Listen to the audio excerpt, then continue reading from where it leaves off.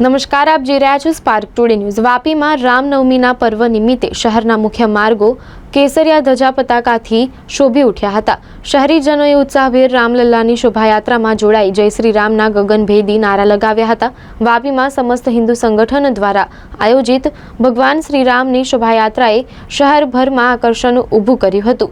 ડુંગરા સ્થિત સરસ્વતી મંદિરથી નીકળેલ આ શોભાયાત્રા હરિયા પાર્ક, ચણોદ, ભડકમોરા, વાપી 4 રસ્તા, ઇમરાનનગર, ગાંધી સર્કલ, કોપરલી ચોકડી, ગુંજન ચોક થઈને રાત્રે 9:30 વાગે અંબા માતા મંદિરે પહોંચી હતી, જ્યાં આકાશમાં ભવ્ય આતશબાજી સાથે શ્રીરામની મહાઆરતી કરી શોભાયાત્રાનું સમાપન કર્યું હતું।